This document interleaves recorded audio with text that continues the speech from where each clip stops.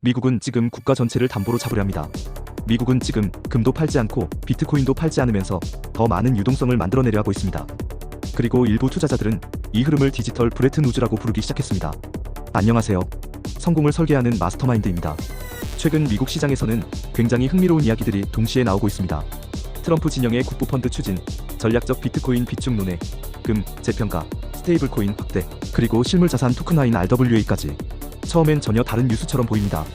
하지만 이 흐름들을 하나로 연결해보면 생각보다 훨씬 거대한 그림이 보이기 시작합니다. 그리고 그 중심에는 브레튼 우즈라는 오래된 이름이 다시 등장하고 있습니다. 많은 사람들이 브레튼 우즈라는 단어를 들어도 생소하게 느낍니다. 하지만 지금의 달러 패권은 바로 여기서 시작됐습니다.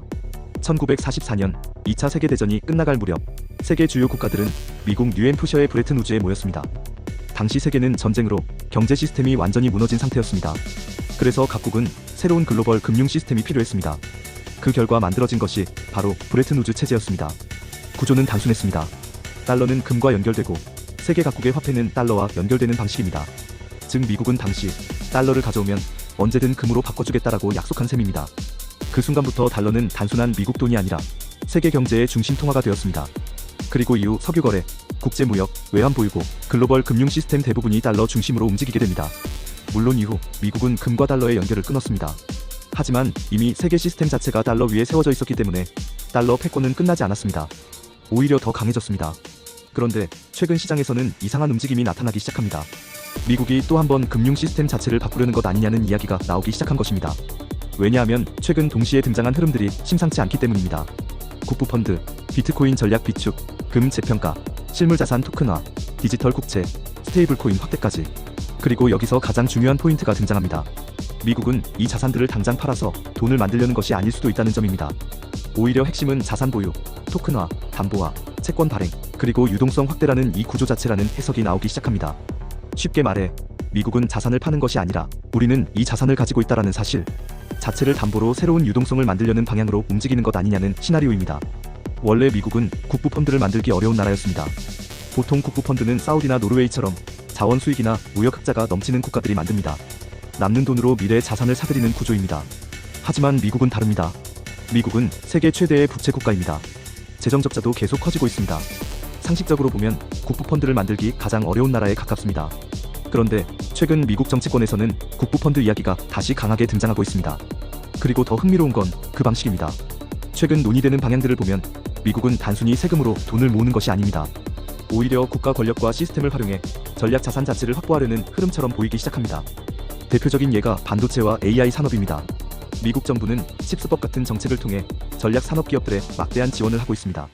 그리고 일부 시장에서는 이 과정이 단순 보조금을 넘어 정부 영향력이 전략 산업 전반으로 확대되는 흐름이라는 해석도 나오기 시작했습니다. 여기에 관세 수입 활용, 동맹국 투자 압박, 전략 산업 통제까지 연결됩니다. 즉 미국은 지금 돈으로 자산을 사들이는 것이 아니라 시스템과 권력을 통해 전략 자산을 편입하려는 방향으로 움직이는 것처럼 보이기 시작한 것입니다. 여기에 최근 다시 떠오르는 주제가 바로 금 재평가입니다. 현재 미국 정부의 금 보유분은 아주 오래된 장부 가격으로 기록되어 있습니다. 장부상에는 고작 온스당 42달러 수준의 가격으로 묶여 있습니다. 하지만 이것을 실제 시장 가격 기준으로 다시 평가한다면 어떨까요? 미국은 돈을 새로 찍지 않아도 수천억 달러 규모의 회계상 가치 변화가 발생할 수 있다는 분석이 나옵니다. 즉 미국은 금, 비트코인, 전략 산업, 실물 자산 같은 것들을 기반으로 국가 밸런스 시트의 자산 영역을 강화하려는 방향으로 움직이는 것처럼 보이기 시작한 것입니다. 그리고 가장 흥미로운 부분은 바로 비트코인입니다. 미국 정부는 이미 세계 최대 규모의 압수 비트코인 보유국 중 하나입니다. 원래라면 이런 자산은 시장에 매각해 현금화하는 것이 일반적입니다. 하지만 최근 시장에서는 미국이 이 비트코인을 팔지 않고 오히려 전략적 비축 자산으로 보유하려는 것 아니냐는 시나리오까지 거론되고 있습니다. 그 순간부터 비트코인은 단순한 투기 자산이 아니라 국가 전략 자산 후보로 해석되기 시작합니다. 여기서 말하는 실물 자산 토큰화 기술은 쉽게 말해 현실의 땅이나 건물, 인프라를 디지털 토큰처럼 쪼개서 언제든 유통 가능한 금융 자산으로 만드는 기술을 뜻합니다.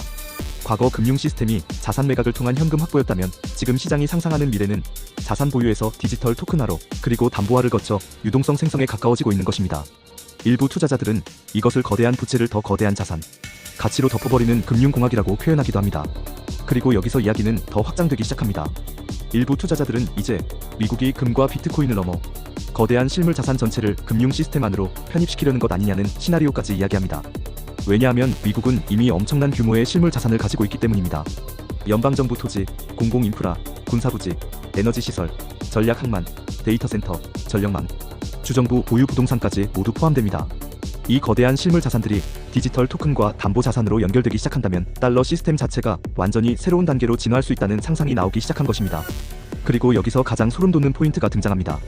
미국은 자산을 팔지 않습니다. 금도, 비트코인도, 부동산도 그대로 보유합니다. 하지만 우리는 이 자산을 가지고 있다라는 사실 자체를 담보로 채권과 유동성을 만들어내는 구조가 가능해지는 것입니다. 즉 핵심은 소유권 이전이 아니라 담보력입니다. 과거의 달러 시스템이 미국에 보이지 않는 신용 위에 세워졌다면 미래의 달러 시스템은 미국의 거대한 실물 자산 네트워크 위에 세워질 수도 있다는 시나리오입니다. 그리고 일부 투자자들이 이것을 디지털 브레튼 우즈 혹은 달러 2.0이라고 부르기 시작한 이유이기도 합니다. 흥미로운 건 스테이블 코인입니다. 한때는 달러 패권을 위협할 존재처럼 보였지만 최근에는 오히려 달러 시스템 안으로 편입되는 흐름처럼 보이기 시작했습니다.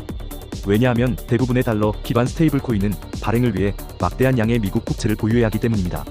즉 전 세계 사용자들이 스테이블 코인을 사용할수록 결국 미국 국채 수요가 늘어나는 구조가 만들어집니다. 그래서 일부에서는 스테이블 코인을 디지털 시대의 국채 유통망이라고 해석하기도 합니다. 과거 브레튼 우즈 체제가 금 기반의 아날로그 달러 시스템이었다면 지금 시장은 금, 비트코인, 핵심 전략 자산, 스테이블 코인, 토큰화 국채, 블록체인 결제망이 연결된 새로운 달러 시스템을 상상하기 시작했습니다. 즉 달러 패권이 끝나는 것이 아니라 디지털 형태로 업그레이드되는 시나리오입니다. 물론 아직은 확정된 미래가 아닙니다. 정치적 변수도 많고 현실적으로 해결해야 할 문제들도 많습니다. 하지만 분명한 건 미국은 지금 단순히 돈을 찍어 연명하는 나라를 넘어 글로벌 금융 시스템 자체를 다시 설계하려는 움직임을 보이고 있다는 점입니다. 만약 이 흐름이 현실화된다면 비트코인과 디지털 자산은 달러를 무너뜨리는 존재가 아니라 오히려 새로운 달러 시스템 안으로 편입될 수도 있습니다. 이제 세계는 누가 돈을 가장 많이 찍는가가 아니라 누가 가장 거대한 담보를 가지고 있는가를 보기 시작했습니다. 어쩌면 지금 세계는 달러의 몰락이 아니라 달러 2.0의 시작을 보고 있는지도 모릅니다. 미국의 세계관을 보는 안목을 한 걸음 더 뒤에서 지켜보았습니다. 지금까지 성공을 설계하는 마스터마인드였습니다.